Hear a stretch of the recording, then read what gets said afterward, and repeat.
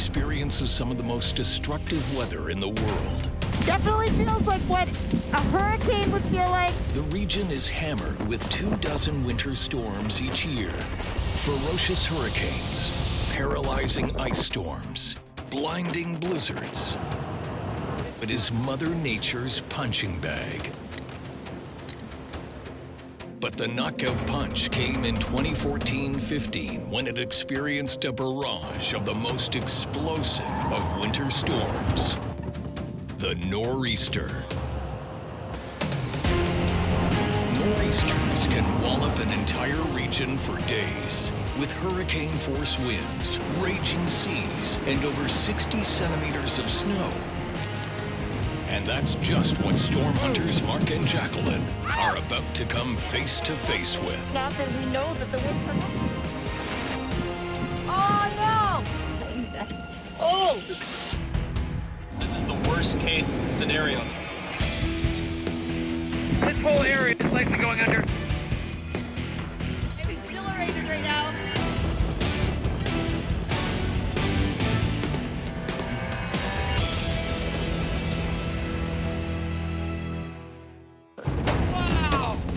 Meteorologists Mark Robinson and Jaclyn Whittal are used to chasing thunderstorms in the U.S. Midwest and hurricanes in Atlantic Canada. Very dangerous here. This winter, however, Mark and Jaclyn are on the hunt for the most disruptive of storms along Canada's east coast. Nor'easters can be devastating storms. You're being hit with high winds, heavy snow. The heavy weight of the snow will then knock out power. So you're going without heat, electricity.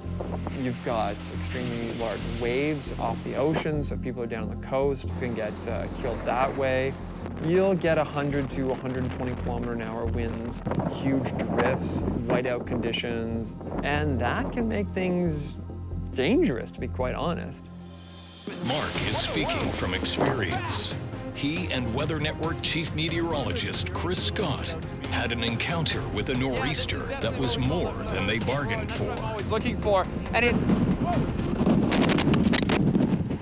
We experienced a Category 2 hurricane gust, and it was at the edge of where I would feel comfortable being in a storm. Anything beyond that, we would need to be tethered in, because that storm threw me 30 feet on the ground. That gives you an idea of the power of these systems, the amount of energy that's in them. You okay? We lost our mic shield, though. They're not to be fooled around with by any stretch of the imagination. They are serious storms.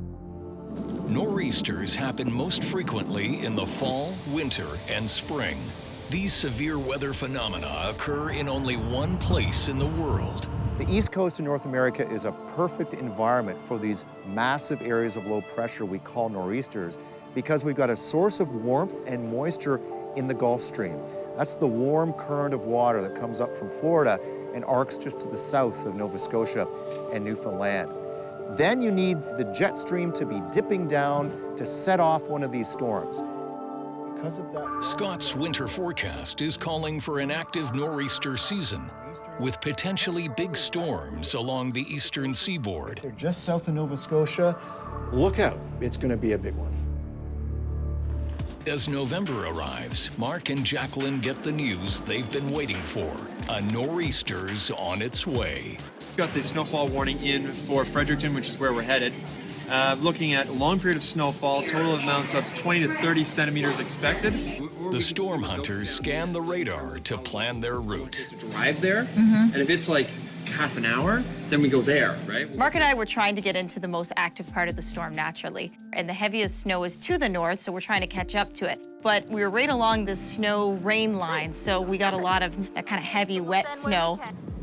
I don't know how it happened, but we got mixed up and then drove up the wrong highway. We just kept going and going, and the snow just kept getting deeper and deeper. I could hear it hitting the undercarriage of the car. And some of these were full whiteout conditions. This is tough. This is very, very tough driving. But we got lost. That was a scary moment for me. I'm watching the gas gauge just go tick, tick, tick, tick, tick, tick, tick towards E. The last thing they need is to be stranded on the highway. They risk being slammed into by other vehicles. We couldn't turn the car around, and we could not stop. If we stopped the car, we were dead. And without a cell phone signal, Mark makes the call to keep going. We made it out of there. We got back into cell phone range, and all we heard from the OC was, "Where were you guys? Are you guys okay?" And we had to explain what actually happened. The storm only drops a disappointing 30 centimeters of snow in rural areas, and less than half that amount in the city of Fredericton. You get what you get from any storm. There's no specific, like, oh, I want to get this, I want to get that. You get what the storm gave you. By mid-November, a storm in the Great Lakes region grasps Mark's attention. Now with this squall is like little needles on my face. Feels very similar to a hurricane, only a lot colder. This one actually originates in the Pacific Northwest, so it is not a nor'easter. Surface and lower-level winds align perfectly with the fetch of Lake Erie, triggering long, intense bands of lake-effect snow that stay in place for the next 5 days.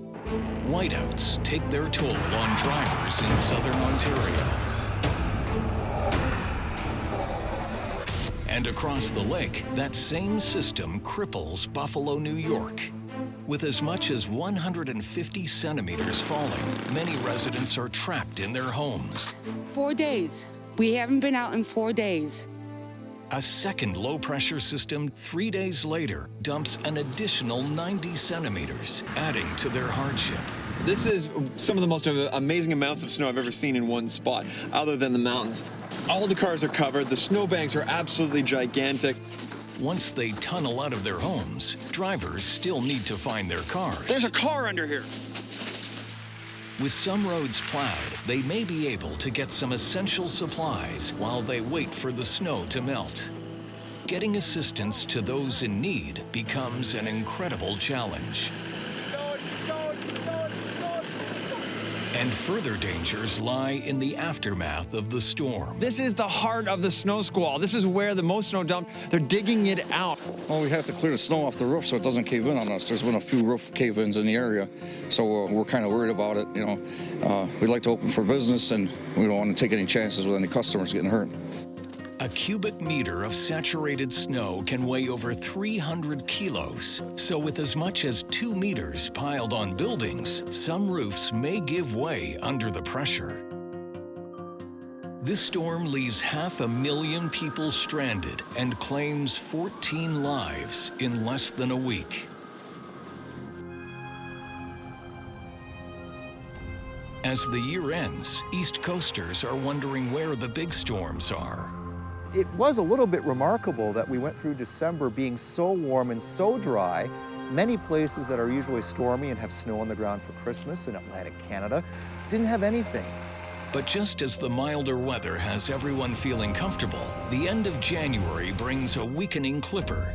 It merges with a newly formed low off the North Carolina coast and begins to track north-northeastward, heading straight for New York. This will most likely be one of the largest blizzards in the history of New York City. I'm asking everyone to understand that and to prepare accordingly. This is not going to be like other snowstorms. It is going to be, by all indications, worse. With forecasts for 60 to 90 centimeters of snow and over 8 million people living in the region, this storm could potentially devastate the city, cause damage to buildings, and the loss of many lives. The New York City subway and Amtrak are shut down, and everyone is fleeing the city before a driving curfew. But Mark is heading into the storm. Why am I here? Well, this is a reason. Take a look at the amount of snow coming down here. The big deal about this one was that it was going to hit Manhattan directly, and it was going to destroy Manhattan. Only it didn't. It moved about 15 kilometers to the east, and that made all the difference in the world. The storm eventually drops about 30 centimeters on Manhattan, but Long Island is not as fortunate. Winds are going to be gusting even more later tonight, but they're probably in the 20 to 30 mile an hour range now. It's cold, it's snowy, and where Scott and I were, we headed out towards the east to the far end of Long Island. And we got out to one of these towns where the snow was really coming down. Let me show you a little bit. There we go. And that wind is really kicking up quite nicely. We went out again the next day to take a look at it. It was still coming down, so we had screaming winds. Snow was going like crazy.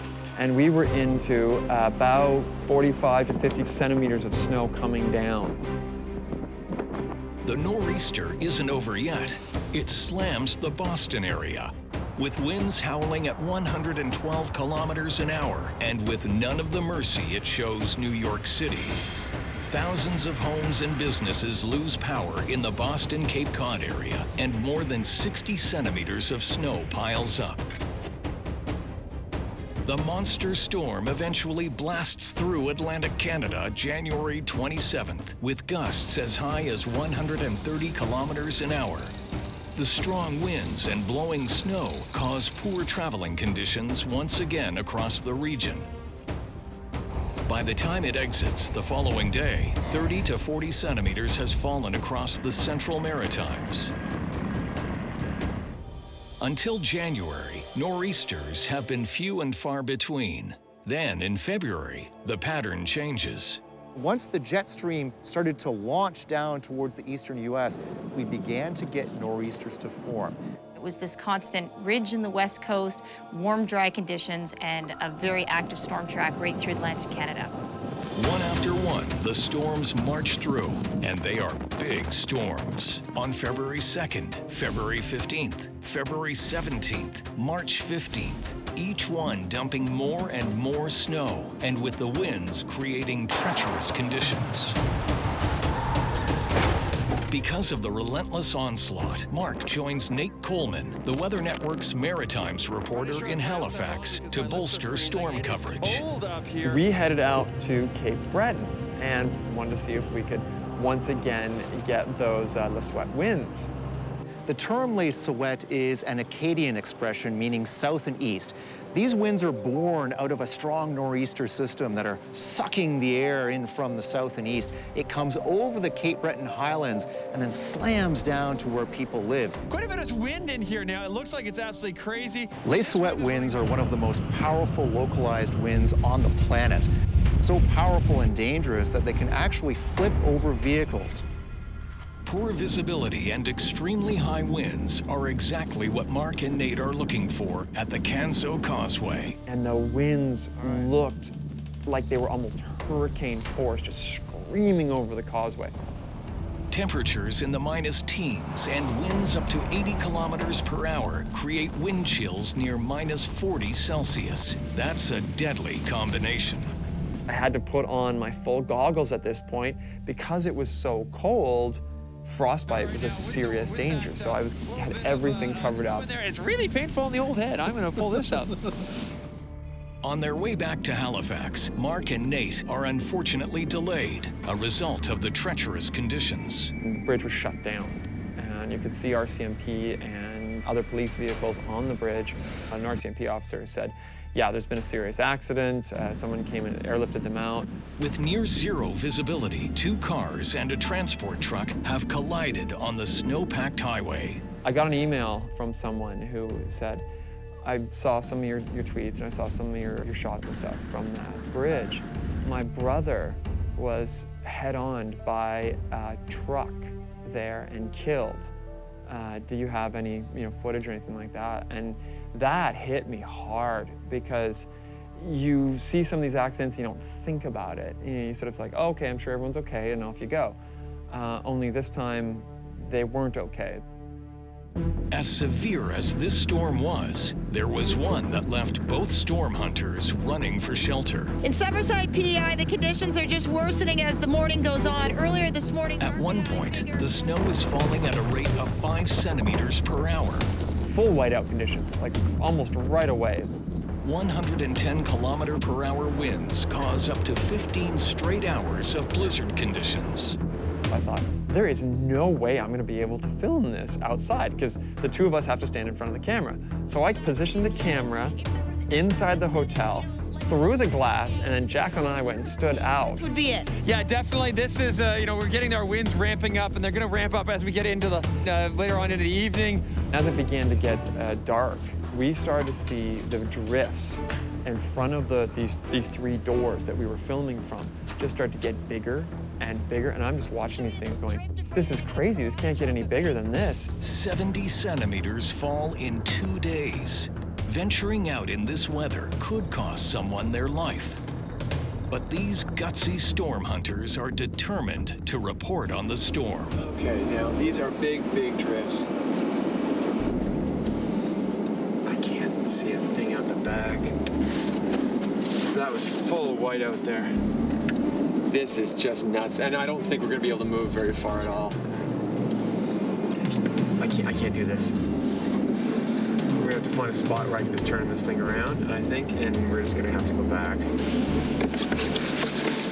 So Jaclyn and Mark are only able to observe from indoors. No, that's cold. This is the first time she's been storm stayed. This is actually a hashtag on Twitter that people use when a storm happens, and it basically means you're stuck. You're not going anywhere. Don't think you are.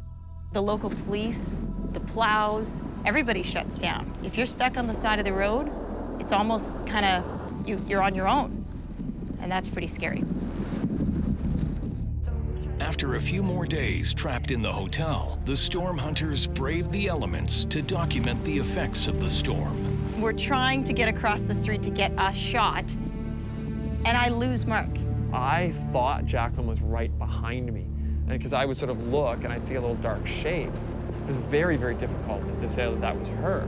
I could not see Mark, and I'm yelling for him, Mark, wait, I can't see you. At one point, I look back and all I can see is white. And I thought, uh-oh. So I sort of stopped and sort of put the camera down and sort of yelling for Jaclyn.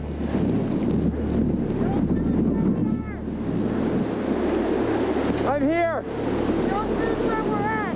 Wait! You can't hear a thing. The winds are 100 kilometers an hour at this point, and so any sort of voice just ripped right away. Eventually, Jaclyn appears from the snow. Are you okay?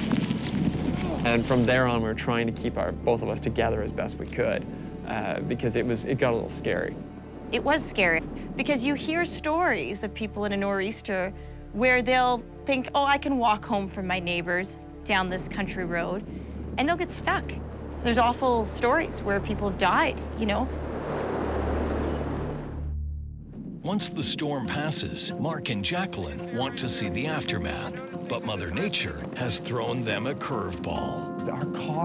Our car is buried in a drift, and we were looking out and looking at these drifts. These banks were reaching 2-story high. Incredible, you're looking at 8 to 12, maybe 15-foot drifts up against the back of the hotel. I knew getting into the parking lot, there was no chance. All of a sudden, this tractor, big tractors with the gigantic wheels, trundles around the corner into the parking lot with this big plow in the front. And he just starts going at this drift. Elsewhere in Summerside, the sights and stories are even more impressive, especially from atop the snowplow. It's the only way we can get around. We can't move the cars, so this is just going to be all kinds of awesome. He showed us where a couple had been in a car, it's trapped in the roundabout, and they've been trapped there for over 24 hours.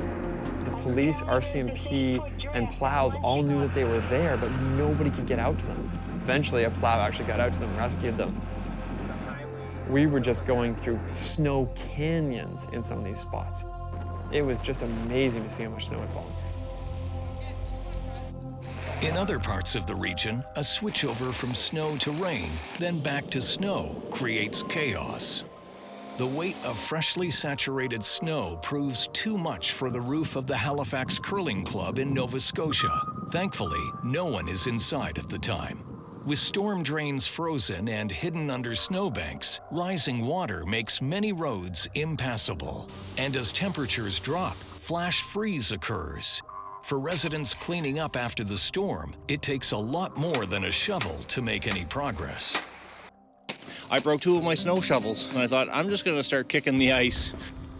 City officials urge residents to work together. Check on your neighbors, check on senior citizens. If there's a big boulder of ice in front of someone's driveway, help them get it out of the way.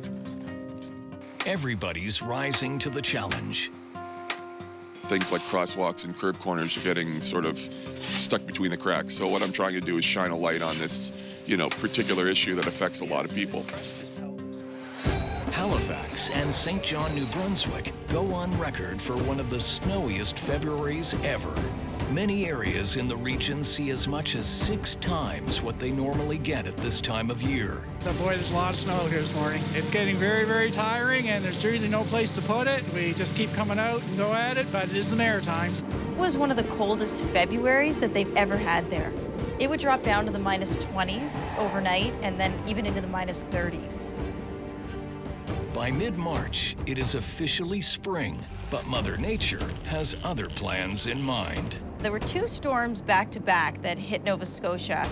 One featured winds of 113 kilometers an hour, and then the snow. They got 50 centimeters more snow on top of what they've already had. At the airport, snowbirds hoping to escape winter are trapped because of flight delays. Then, on March 29th, an Air Canada Airbus 320 skids off the runway at Halifax International Airport. The plane landed at roughly 12:35 a.m., and that's when the snow was really going. It's a major news story that day, and thankfully no one is seriously injured. All in all, at least 12 major storms pummel the region during this epic winter. And by the time the last storm exits in late April, new snowfall records have made it to the books for Charlottetown, St. John, and Boston. Inevitably, many speculate why. The wicked winter of 2014-15 was not due to climate change. Climate change is real, our globe is warming. But in a given season, it's all about natural variability, where the jet stream sets up. Sounds like we always blame everything on the jet stream, but it really is the steering winds in our upper atmosphere. And as long as that jet stream is bringing the storm in one area, they're going to just constantly keep getting hit. As a result, Jaclyn has now added nor'easters to her list of storm-chasing adventures. Yeah, those ice pellets can really sting the face. It's probably more difficult chasing, in my opinion, a nor'easter or a hurricane just because of you're fighting against constant weather. You are either getting soaked with rain or you're getting hammered with snow for days on end. The wind is pushing you all around in your gear, you're driving through the elements. You're in the worst of the worst of the worst. So you're right in the center of where the worst of the storm is.